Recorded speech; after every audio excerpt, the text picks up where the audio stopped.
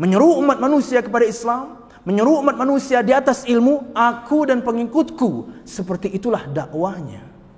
Maka ilmu apapun yang kita ingin sampaikan, dakwakan di waktu yang tepat, dengan bahasa yang tepat, hiasi dengan kelembutan, dan jangan lupa berdoa. Karena sangat mungkin orang yang kita seru kepadanya untuk kebaikan, orang tua kita, pasangan kita, anak kita sendiri, subhanallah.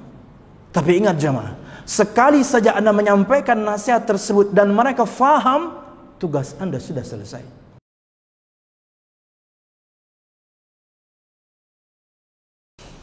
Innal hamdalillah nahmaduhu wa nasta'inuhu wa nastaghfiruh wa na'udzu billahi min shururi anfusina wa min sayyiati a'malina. May yahdihillahu fala mudilla lahu wa may yudlil fala hadiya lahu. Ashhadu an la ilaha illallah wahdahu la syarika lahu wa ashhadu anna Muhammadan 'abduhu wa rasuluh. Qala Allah Ta'ala fil Qur'anil Karim, a'udzu billahi minasy syaithanir rajim.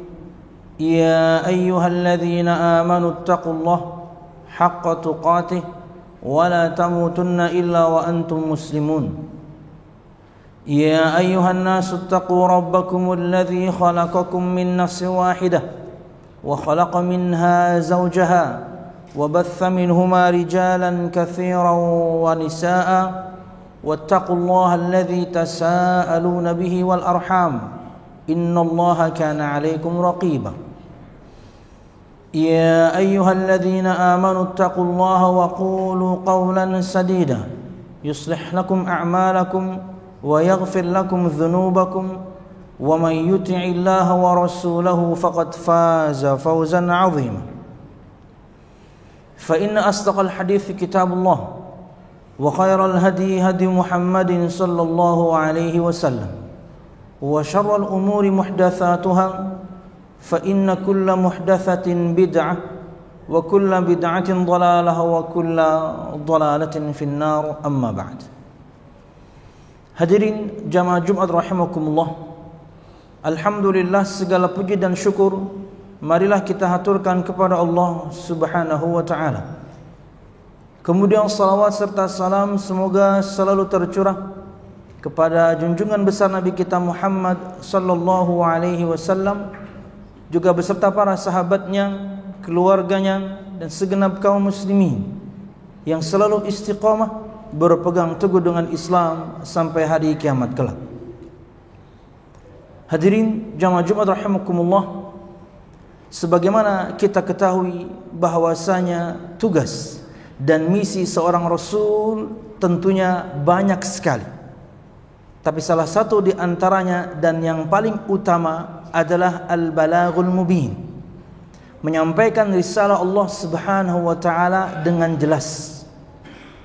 Allah Subhanahu wa taala berfirman dalam surah Al-Maidah ayat 67, Ya ayyuhar rasul balligh ma unzila ilaika min rabbik wa illam taf'al fama ballaghta risalatah, ila akhiril ayat.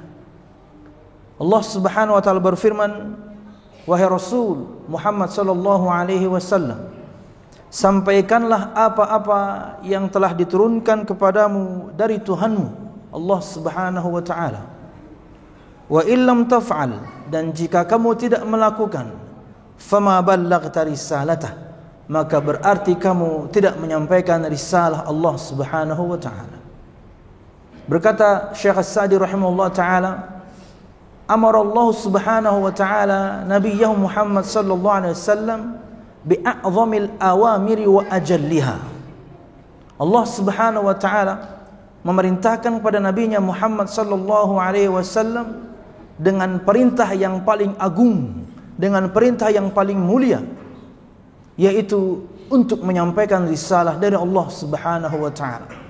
Agama ini secara menyeluruh, berkaitan dengan akidahnya, ibadahnya, muamalahnya, adabnya dan akhlaknya, semua Allah Subhanahu wa taala perintahkan pada Nabi kita Muhammad SAW dengan perintah yang paling agung, yaitu menyampaikan risalah Allah Subhanahu wa taala. Dan Nabi Muhammad SAW sudah menunaikannya ketika di Haji Wada. tahun 11 Hijriah. Nabi Muhammad SAW bertanya kepada segenap kaum muslimin yang kala itu hadir di padang Arafah. Kata beliau SAW setelah menyampaikan begitu banyak nasihat, di akhirnya beliau bersabda, ala hal ballaghtu. Beliau sampai menyampaikannya 2 kali. Ala hal ballaghtu. Bukankah aku telah menyampaikan semua risalah Allah Subhanahu wa taala? Perkara akidah, ibadah, muamalah, adab, akhlak, rukun Islam, rukun iman, perkara zahir, perkara batin, semua sudah Nabi Muhammad sampaikan. Dan kala itu segenap kaum muslimin mengatakan, bala ya Rasulullah, ya wahai Rasul, engkau telah menyampaikan semuanya. Kemudian Nabi Muhammad SAW memberikan isyarat dengan telunjuk beliau ke arah langit, dan kemudian menunjuk kaum muslimin. Allahumma syhad, artinya ya Allah ya Tuhanku, saksikanlah bahwasanya semua kaum muslimin telah bersaksi aku telah menyampaikan risalah. Dan ketika risalah sudah disampaikan, apakah kemudian semua orang beriman kepada beliau sallallahu alaihi wasallam? Tentu tidak. Dan Nabi Muhammad SAW tentunya bukan yang pertama. Semua rasul sebelum beliau pun demikian. Ada orang-orang yang menerima dakwah seorang rasul, ada yang tidak. Bukti bahwasanya umat itu memiliki pilihan. Apakah dia ingin mentaati Nabi dan Rasulnya yang diutus kepadanya atau tidak? Termasuk Nabi kita Muhammad sallallahu alaihi wasallam. Ada yang mendengarkan beliau, ada yang taat kepada beliau, dan tentunya ada yang tidak. Karena ingat, tugas Nabi Muhammad sallallahu alaihi wasallam dan tugas semua rasul sebelum Nabi Muhammad sallallahu alaihi wasallam hanya menyampaikan, tapi menyampaikan risalah dengan jelas. Tidak ada kemudian yang tidak jelas. Dan tidaklah Nabi Muhammad SAW dengan sabdanya dan Allah Subhanahu wa taala dengan firman-Nya kecuali berfirman dan bersabda dengan bahasa Arab yang mudah difahami. Berkaitan dengan kita mungkin ketika tidak bisa bahasa Arab, tinggal buka kamus, artinya itu mudah. Allah Subhanahu wa taala tidak berfirman, Nabi Muhammad SAW tidak bersabda dengan bahasa yang aneh-aneh, dengan bahasa yang mudah difahami oleh manusia. Untuk kasus kita yang tidak bisa bahasa Arab, ya mungkin dengan terjemahan, tapi aslinya, bahasa aslinya itu mudah untuk difahami. Karena Islam adalah agama yang mudah. Disampaikan pun harus dengan mudah, disampaikan pun harus dengan jelas, dan tidak ada kemudian yang tidak jelas. Ingat jamaah sekalian rahimakumullah, Nabi Muhammad SAW itu maksum, terjaga dari salah dan dosa berkaitan dengan dosa besar, karena yang kecil beliau kena. Nabi Muhammad maksum, terjaga dari pembunuhan, bahkan di ayat ini yang sama, tapi bukan bahasan kita hari ini. Dan Nabi Muhammad maksum, dan di antara maknanya adalah menyampaikan risalah secara utuh. Tidak ada satu ayat pun yang Nabi Muhammad SAW sembunyikan. Itulah kenapa beliau bertanya kepada kaum muslimin, karena semuanya sudah beliau sampaikan. Bahkan seorang sahabat mengatakan, tidaklah Nabi Muhammad SAW menyampaikan kepada kita ilmu kecuali sudah disampaikan semuanya. Sampai burung yang mengepakkan sayapnya di udara, Nabi Muhammad menyebutkan ilmu tentangnya. Ya, perkara yang remeh, perkara yang sangat remeh sekali. Kehidupan kita sehari-hari yang seharusnya tidak diajarkan pun kita tahu. Nabi Muhammad ajarkan ia dengan detail sallallahu alaihi wasallam. Tapi ingat, ada yang mendengarkannya, ada yang menerima. Jamaah Jumat rahimakumullah, kita lanjutkan. Allah Subhanahu wa taala berfirman berkaitan dengan tugas Nabi Muhammad SAW, hanya menyampaikan dalam surah Al-Maidah ayat 99. Wa ma 'ala rasuli illa al-balagh.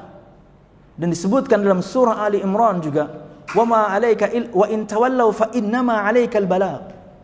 Tidaklah untuk seorang rasul kecuali tugasnya adalah hanya menyampaikan, bukan merubah orang. Dan Allah Subhanahu wa taala berfirman, dan jika mereka berpaling dari Muhammad, ingat, tugasmu hanya menyampaikan, bukan merubah orang. Nabi Muhammad SAW bahkan tidak bisa islamkan pamannya Abu Talib. Nabi dan Rasul sebelum beliau pun sama. Nabi Nuh tidak sukses mendakwahi istrinya dan anaknya. Nabi Lut tidak sukses mendakwahi istrinya. Nabi Ibrahim tidak sukses mendakwahi pamannya. Kenapa? Karena tugas mereka bukan merubah. Tugas mereka hanya menyampaikan risalah Allah Subhanahu wa taala dengan jelas. Ada yang menerima, alhamdulillah itulah yang dikehendaki, dan ada yang menolak. Tapi ingat, tugas mereka bukan merubah orang, hanya menyampaikan risalah Allah Subhanahu wa taala. Itulah juga kemudian yang menjadi tugas kita. Itulah kenapa kemudian bahasan hari ini berkaitan dengan hadis Nabi Muhammad SAW, "Ballighu anni walau ayah." Sampaikan dari aku walaupun cuma satu ayat. Allah Subhanahu wa taala perintahkan Nabi Muhammad untuk menyampaikan risalah, Nabi Muhammad sudah tunaikan. Tapi Nabi Muhammad SAW perintahkan kepada kita perintah yang agung ini juga. Dan tugas dakwah ini bukan pada semua ustadz saja, atau mubalik saja, atau dai saja, tidak. Semua kita memegang atau memikul tugas tersebut di pundak kita masing-masing. Hanya saja bisa jadi kemudian lingkupnya berbeda-beda. Ada yang besar mungkin lingkupnya, dai internasional misalnya, atau kemudian yang lebih kecil dan lebih kecil lagi. Dan yang paling kecil adalah seseorang kepada keluarganya. Semua kita wajib menyeru, semua kita wajib untuk mengingatkan. Dan ingat, tugas kita hanya menyampaikan sama seperti tugas Nabi Muhammad SAW. Tapi sampaikan dengan jelas, sampaikan sampai orang itu faham. Sekalipun hanya ayat itu, sekalipun hanya hadis itu yang Anda fahami. Tinggalkan jejak kebaikan sebelum kita semuanya meninggal. Ya, tinggalkan ilmu yang kita telah dapatkan agar kemudian begitu kita meninggal, pahala dari ilmu tersebut yang diamalkan orang selalu mengalir kepada kita. Ingat, tugas kita bukan merubah, tugas kita hanya menyampaikan. Nabi Muhammad SAW kala itu pun ketika gagal dakwahnya kepada pamannya Abu Talib, dan beliau tentunya tidak putus asa, mohon kepada Allah Subhanahu wa taala agar diampuni dosanya Abu Talib. Tapi turun larangan dari Allah Subhanahu wa taala untuk memintakan ampun untuknya. Ya, kata Nabi Muhammad SAW ketika beliau berdakwah dan kemudian ditolak atau tertolak dakwahnya oleh Abu Talib, karena Nabi Muhammad SAW tidak bisa merubah hati orang, kata beliau, la astaghfiranna laka ma lam unha anka. Sungguh, betul-betul aku akan mohonkan ampun kepada Allah Subhanahu wa taala untukmu hai pamanku selama aku tidak dilarang. Tak taunya turun firman Allah Subhanahu wa taala, larangan untuk Nabi kita Muhammad SAW yang berbunyi, ma kana lin nabi walladzina amanu ayastaghfiru lil musyrikin walau kanu uli qurba.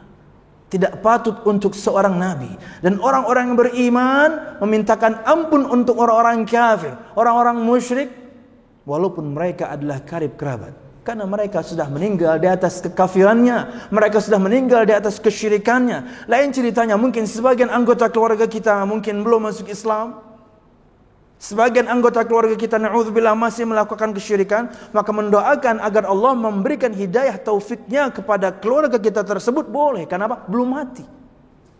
Tapi kalau seorang sudah meninggal di atas kesyirikan dan kekufurannya, Nabi Muhammad dan semua kita insyaallah yang beriman dilarang untuk memintakan ampun kepada Allah Subhanahu wa taala. Tugas Nabi Muhammad dan Rasul Muhammad SAW hanya menyampaikan, bukan merubah.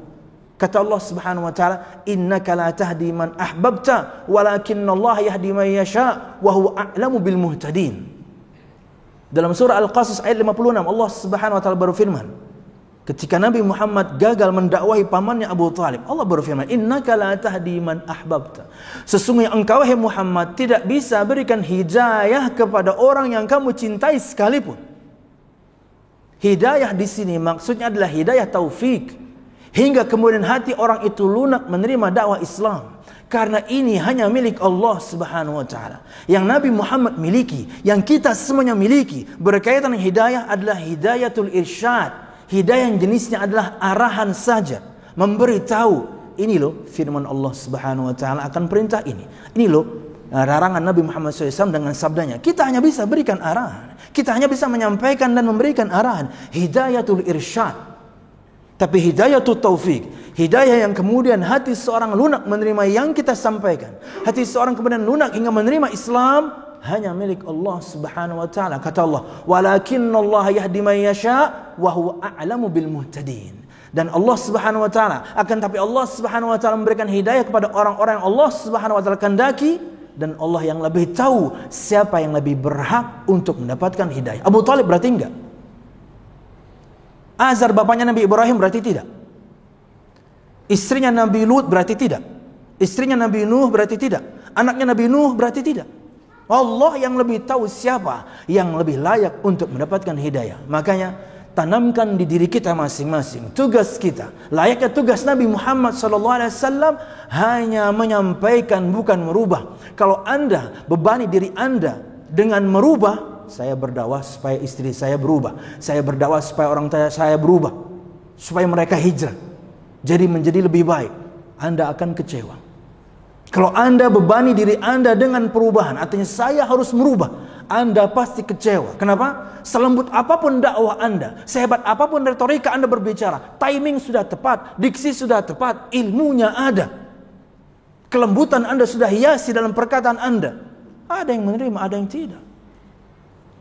Kurang apa Nabi kita Muhammad SAW? Kurang apa Nabi Nuh alaihissalam? Berdakwah 950 tahun, siang malam, terkadang terang-terangan, terkadang rahasia, 950 tahun. Dan pengikutnya disebutkan dalam sebuah riwayat hanya 80 orang, disebutkan tidak sampai 100 orang. 950 tahun.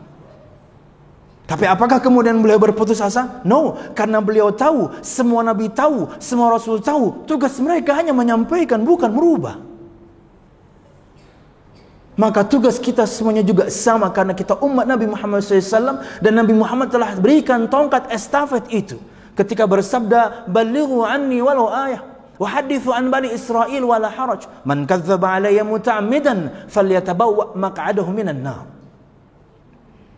Kata beliau SAW, "Ballighu anni walau ayah," sampaikan dari aku walaupun cuma satu ayat. Artinya sesedikit mungkin ilmu yang kita miliki, tapi kita betul-betul mengilmuinya dengan baik, sampaikan. Apalagi misalnya di hadapan kita betul-betul kita mengetahui ada ketaatan yang sedang ditinggalkan, di hadapan kita jelas ada kemaksiatan sedang diterobos, tugas kita untuk menegakkan hujjah. Karena bisa jadi orang itu lupa, atau bisa jadi orang itu tahu, tapi kemudian dia kalah dengan hawa nafsunya. Kalau bukan karena kita temannya, orang di sekitarnya yang mengingatkan, mungkin dia akan lanjut dengan maksiatnya. Tugas kita hanya menyampaikan, bukan merubah. Jangan bebani diri kita dengan perubahan. Artinya saya bisa rubah istri saya bisa nasihati orang tua saya kuliah S1 agama, saya lulusan ini, saya lulusan itu. No.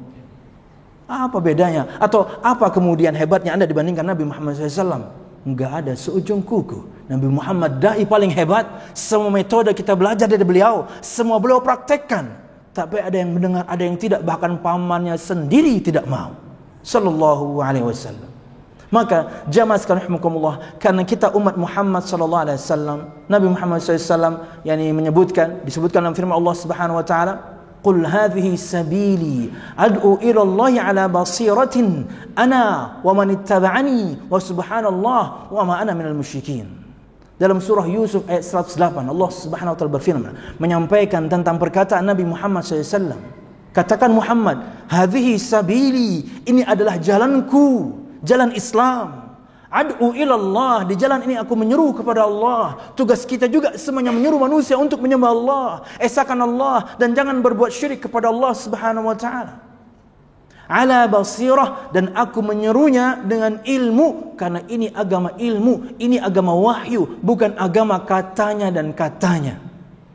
Betapa banyak atau di antara sebab orang terjerumus kepada dosa dan kesyirikan karena membeo, karena hanya ikut-ikutan, karena tidak mengilmui apa yang harusnya diilmui dan kemudian disampaikan. Bahkan terkadang sebagian orang dalilnya hanya yang penting ikut orang banyak. Jangan. Ya, berkaitan dengan banyaknya umat Nabi Muhammad SAW, itu keutamaan untuk Nabi Muhammad SAW. Tapi kalau Anda pakai standar banyak pasti benar, bagaimana ada seorang Nabi nggak punya pengikut? Padahal nabinya pasti benar, tapi ada nabi nggak punya pengikut. Karena al-haqqu laisa bil kathrah, kebenaran tidak dikenal dengan jumlah. Kebenaran itu adalah firman Allah, sabda Nabi Muhammad sallallahu alaihi wasallam, berdakwalah dengan ilmu.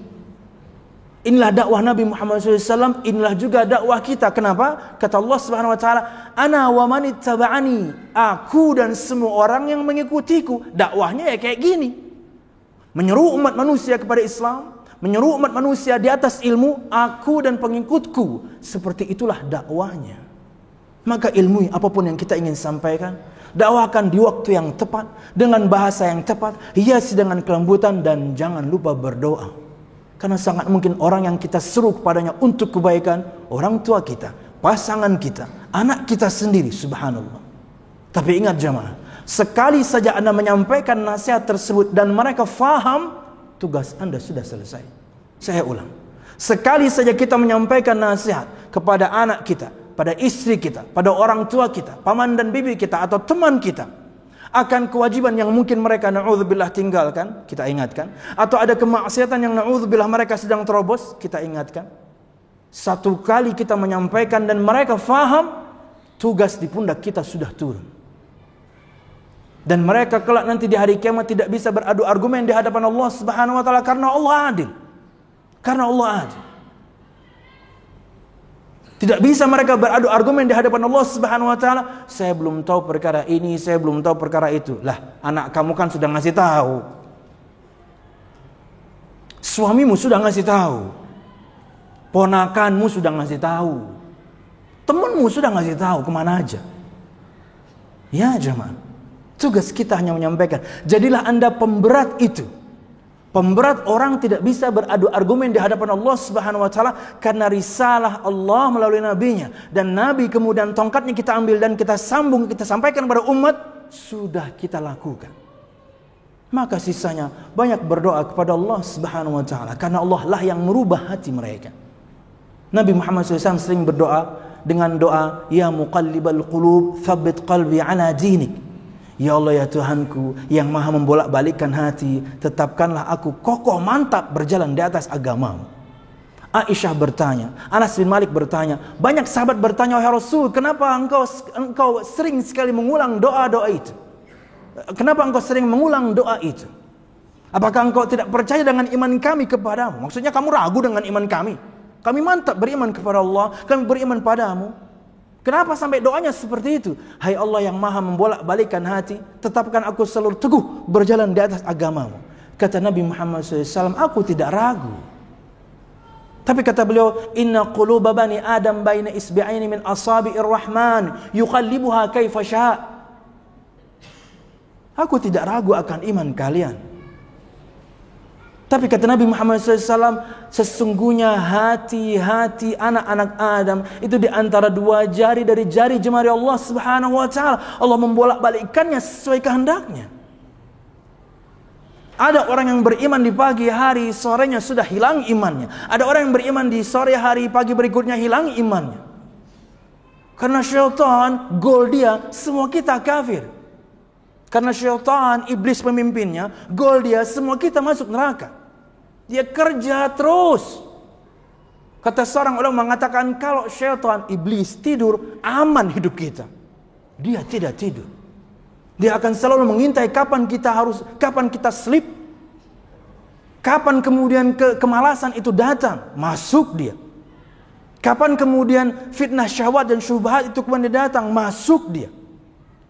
Kalau tidak setiap saat kita memohon kepada Allah Subhanahu wa taala petunjuk ini, sudah lama kita tinggalkan ibadah ini. Kenapa? Berat. Sudah lama kemudian kita menikmati semua maksiat tersebut karena enak, lezat, seru, asik. Kalau bukan karena kita yang berharap akan Allah Subhanahu wa taala selalu memberikan kita hidayah setiap hari, makanya kita menjaga salat ini. Maka jamaah sekalian rahimakumullah, ingat, tugas kita sama dengan tugas Nabi Muhammad SAW, yaitu hanya menyampaikan. Dan ingat, ketika kita sudah menyampaikan kepada orang, kita sampaikan kepadanya ilmu satu kali saja dan dia faham, ingat, tugas kita sudah selesai. Tapi mereka karena orang-orang terdekat kita, mungkin dikalikan sekian kita ulang lagi. Mungkin dikali ke 100 dia baru menerima. Karena Allah dikali yang 100 Allah baru berikan mereka hidayah, taufik. Maka jangan pernah berputus asa, tapi jangan bebani diri Anda dengan saya bisa merubah. No.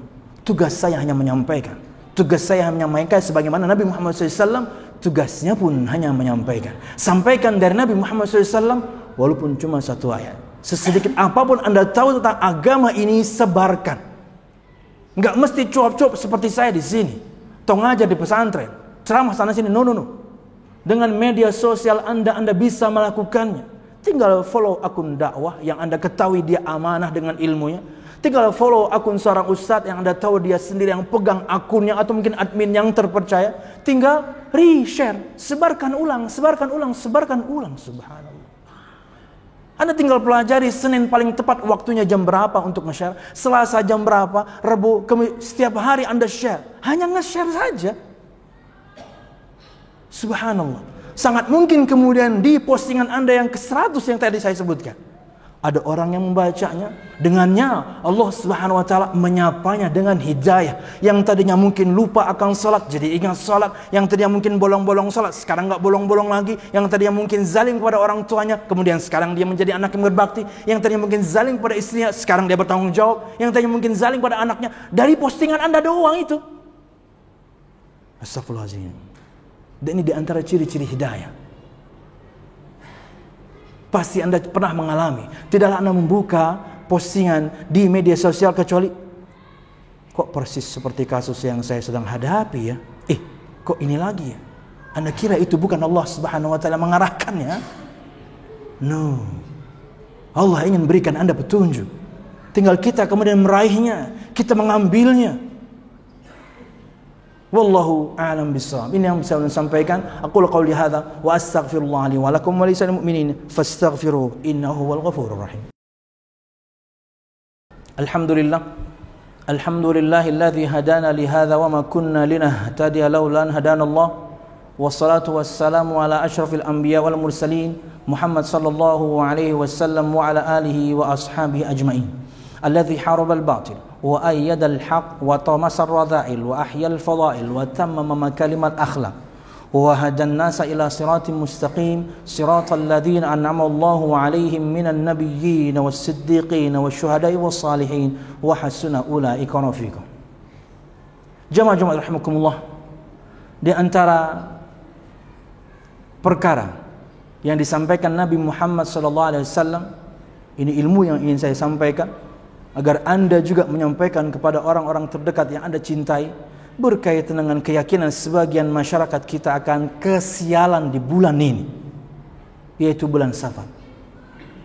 Kata Nabi Muhammad SAW, la adwa, wala tiyarata, wala hamata, wala safar.